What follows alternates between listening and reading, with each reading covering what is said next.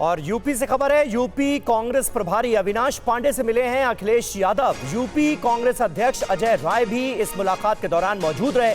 चुनाव की तैयारियों और समाजवादी पार्टी और कांग्रेस की साझा रैलियों पर चर्चा हुई। चुनाव प्रचार के लिए समन्वय समिति बनाने पर भी सहमति बनी।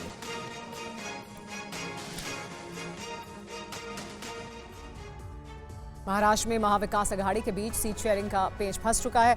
महाराष्ट्र में महाविकास अघाड़ी में सीट शेयरिंग को लेकर अलग अलग दावे हैं। कांग्रेस नेता संजय निरुपम का आरोप है कि शिवसेना उद्धव गुट ने कैंडिडेट के ऐलान में गठबंधन धर्म का पालन नहीं किया है। ये रिपोर्ट देखिए। शिवसेना उद्धव गुट एक तरफ इंडिया गठबंधन में सब कुछ ठीक होने का दावा कर रही है, तो कांग्रेस उद्धव गुट पर बिना चर्चा के उम्मीदवार उतारने का आरोप लगा रही है। मुंबई की उत्तर पश्चिम लोकसभा सीट को लेकर महाविकास अघाड़ी में विवाद बढ़ता जा रहा है। शिवसेना उद्धव ठाकरे गुट ने अमोल कीर्तिकर को उत्तर पश्चिम सीट से उम्मीदवार घोषित किया।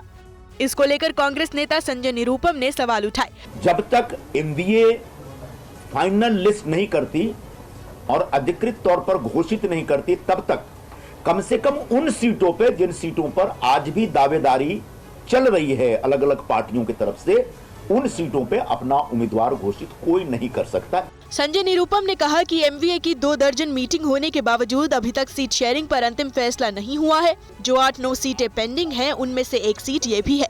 कांग्रेस नेता ने इस दौरान उद्धव ठाकरे को बची खुची शिवसेना बताया। संजय निरुपम ने कहा कि कांग्रेस को नीचा दिखाने के लिए शिवसेना ने उम्मीदवार का ऐलान किया है। कांग्रेस के शीर्ष नेतृत्व को इस पर हस्तक्षेप करना चाहिए।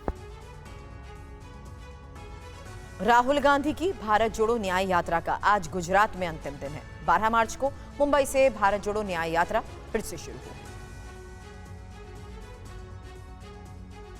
गुजरात के मांडवी से राहुल गांधी ने आज न्याय यात्रा की शुरुआत की। न्याय यात्रा आज महाराष्ट्र में प्रवेश करने वाली थी, लेकिन 11 मार्च को केंद्रीय चुनाव समिति की बैठक है, लिहाजा राहुल गांधी 12 मार्च को महाराष्ट्र के नंदुरबार से यात्रा शुरू करेंगे। कांग्रेस नेता जयराम रमेश ने यात्रा से जुड़ी जानकारी दी और इलेक्शन कमिश्नर अरुण गोयल के इस्तीफे पर सवाल उठाए। अरुण गोयल जी ने इस्तीफा दिया। मेरे मन में 3 कारण आए। पहला कारण, क्या उनके और मुख्य इलेक्शन कमिश्नर के बीच में कुछ मतभेद आ गए हैं? क्या उनके और मोदी सरकार जो फ्रंट सीट में बैठकर ड्राइविंग करती है सभी संवैधानिक संस्थाओं की, क्या उनके बीच में कुछ मतभेद आ गए हैं? पर तीसरा कारण यह भी मेरे मन में आया, अभी कलकत्ता के हाई कोर्ट के जज ने इस्तीफा दे दिया और अगले दिन बीजेपी में वो शामिल हो गए और बीजेपी की चुनाव लड़ने की उन्होंने घोषणा की। क्या ये इलेक्शन कमिश्नर भी इस्तीफा दिया है ताकि वो चुनाव लड़े? राहुल की न्याय यात्रा महाराष्ट्र में खत्म हो जाएगी। इस अवसर पर मुंबई कांग्रेस जनबंधन कार्यक्रम करेगी, जिसमें विपक्षी गठबंधन के नेता शिरकत करेंगे।